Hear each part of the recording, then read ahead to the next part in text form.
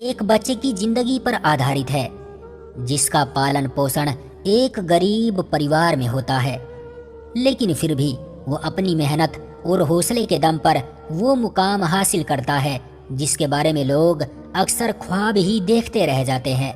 یہ کہانی تماچا ہے ان لوگوں کے منہ پر جو پیسوں کے آگے انسان کی کوئی حیثیت نہیں سمجھتے۔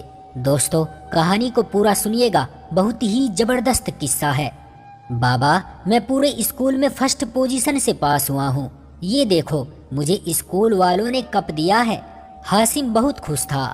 باپ رکشہ چلاتا تھا، بالکل ان پڑھ، اپنا نام بھی لکھنا نہیں جانتا تھا۔ وہ مسکرانے لگا، حاسم کے کاندھے پر ہاتھ رکھا، تھپکی دی۔ جا اپنی ماں کو بھی جا کر بتا۔ ماں کو آواز دی، لیکن ماں تو ابھی تک گھر ہی نہیں آئی۔ حاسم کی ماں ایک اسپتال میں صاف صفائی کیا کرتی تھی۔ جیسے ہی ماں گھر آئی، حاسم دوڑ کر ماں سے لپٹ گیا۔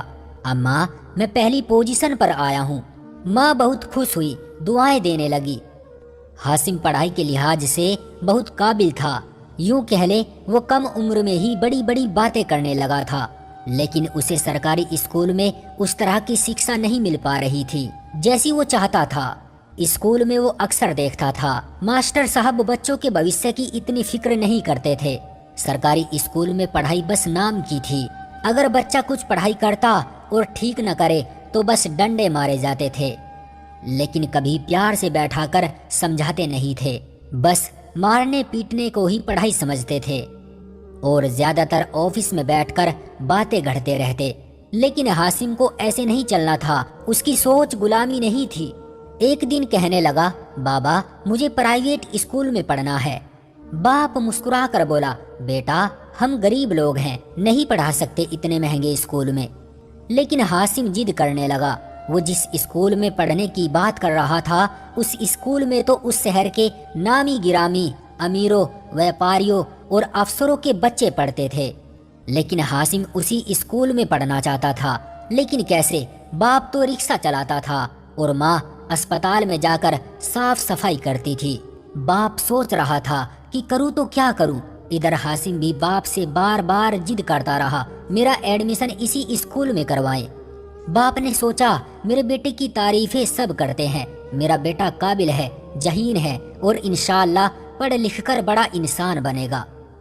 کون باپ اپنی اولاد کو کامیاب نہیں دیکھنا چاہتا؟ بابا نے کچھ پیسے جمع کر رکھے تھے۔ حاسم 8ویں کلاس پاس کر چکا تھا، اب میٹرک وہ اسی اسکول سے پاس کرنا چاہتا تھا۔ 8ویں کلاس اس نے پورے اسکول میں ٹاپ کیا تھا۔ باپ حاسم کو لیے اس امیر لوگوں کے اسکول پہنچ گیا۔ سیکیورٹی گارڈ نے پوچھا، کہاں جانا ہے بابا جی؟ وہاں بڑی بڑی کاریں تھی۔ حاسم کے بابا نے رکشہ پارک کیا، سب حیرت سے دیکھ رہے تھے۔ سیکیورٹی گارڈ نے پوچھا، کہاں جانا ہے؟ تو بابا آہستہ سے بولے، میں نے اپنے بیٹے کا داخلہ کروانا ہے۔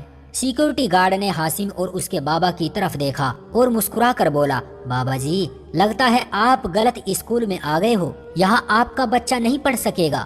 خیر، سیکیورٹی گارڈ نے اندر بھیج دیا۔ اسکول اندر سے کسی پارک سے کم نہیں تھا، خوبصورتی تھی، صاف صفائی، رنگ برنگے پھولوں کے پودے۔ حاسم بہت خوش ہوا۔ جب پرنسپل نے بلایا تو بابا پرانے سے کپڑے پہنے حاسم کا ہاتھ تھامے آفس میں داخل ہوئے۔ پرنسپل میڈم حیرت سے دیکھنے لگی، بیٹھ جائیے۔ جی بتائیں کیسے آنا ہوا؟ حاسم کے ابا آہستہ سے بولے، میڈم جی میں اپنے بیٹے کا داخلہ اسی اسکول میں کروانا چاہتا ہوں۔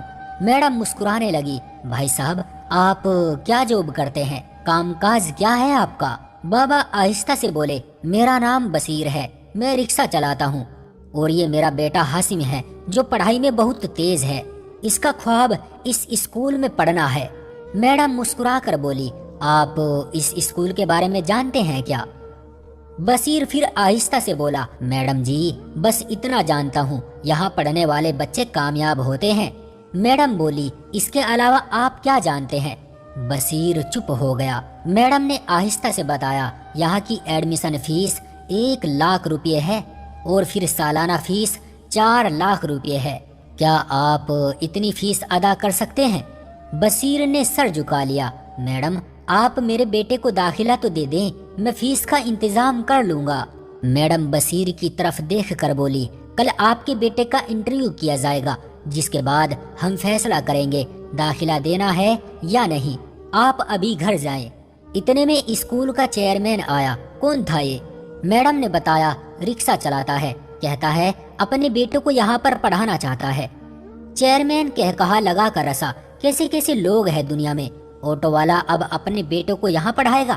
ویسے بھی اس اسکول کا اصول ہے کوئی غریب بچہ یہاں نہیں پڑھ سکتا، یہ اسکول صرف امیروں کا ہے، کسی چائے والے کا، تندور والے کا، رکشہ والے کا بچہ یہاں نہیں پڑھ سکتا۔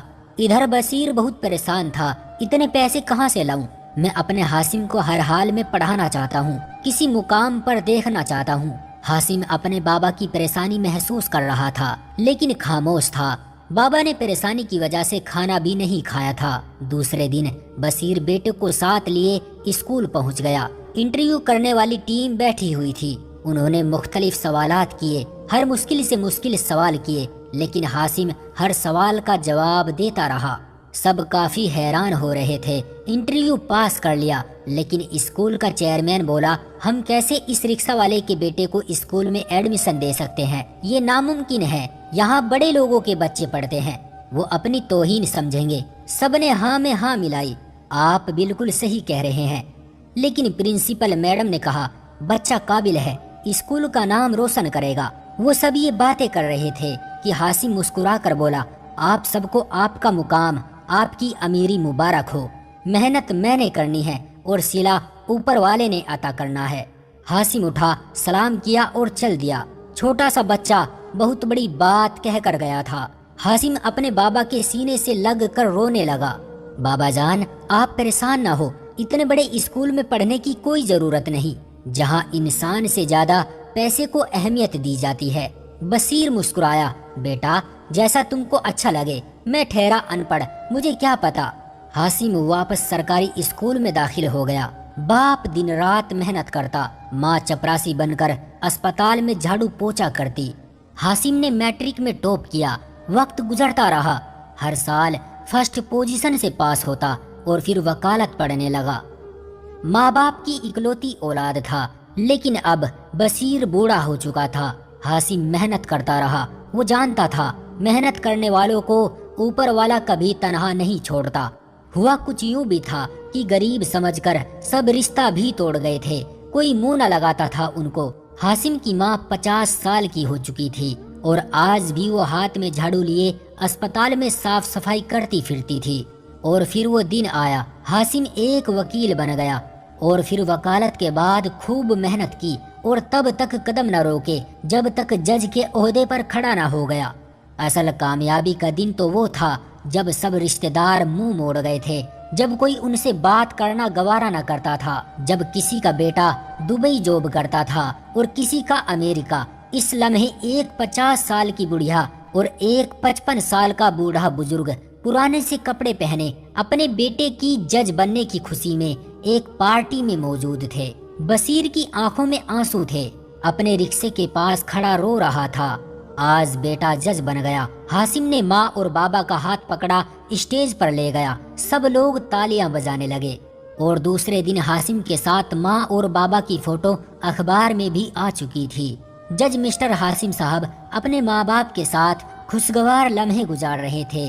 ایک دن ایسا ہوا، ایک بزرگ جس کے چہرے پر زخموں کے نشان تھے ایک وکیل کے ساتھ جج صاحب کے پاس آیا۔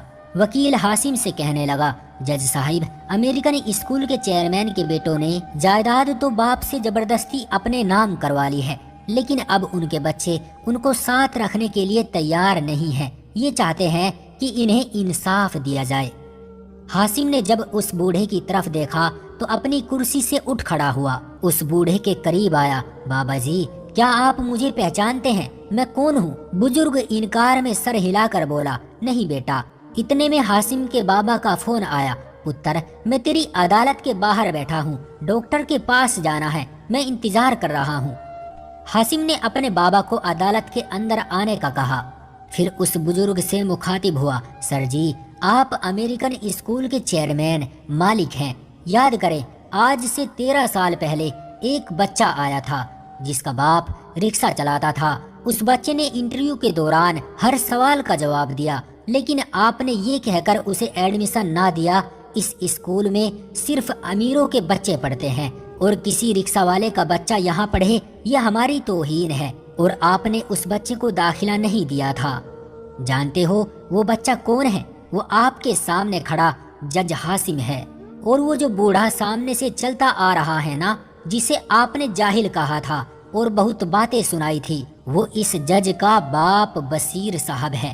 اب میں آپ سے کیا کہوں، ہم کو جاہل کہنے والا ایک جاہل کے سامنے رو رہا ہے کہ میرے بچوں نے سب کچھ چھین لیا، مجھے اپنے ساتھ نہیں رکھنا چاہتے۔ آپ کے بچے تو تمہارے ہی اسکول میں پڑھتے تھے نا؟ سنا ہے ایک بیٹا آپ کا دروگا ہے جو آپ سے ملنے ہی نہیں آتا، اور دوسرا کسی محکمے میں کلرک ہے۔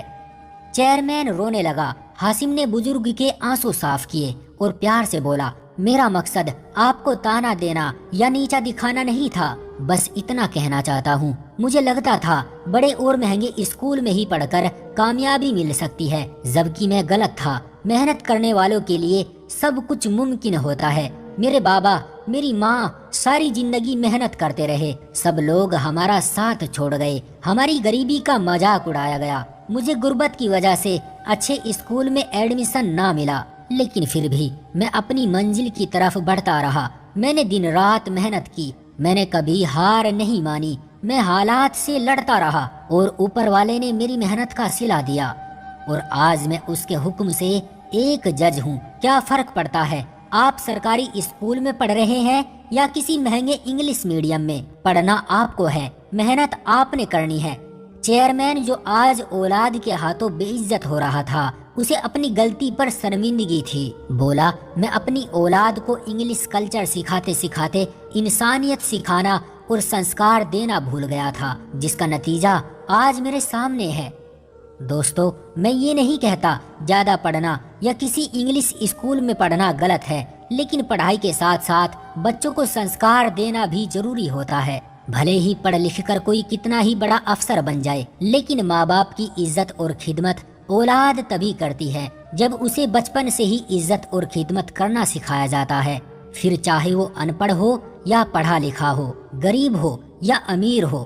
اور جاتے جاتے ایک بات اور کہنا چاہوں گا، حالات کیسے بھی ہو، کوئی آپ کے بارے میں کچھ بھی سوچے، سب ساتھ چھوڑ جائیں، پھر بھی خود کو مضبوط رکھو اور کامیاب ہو کر سب کو بتا دو کہ اوپر والا ساتھ ہو۔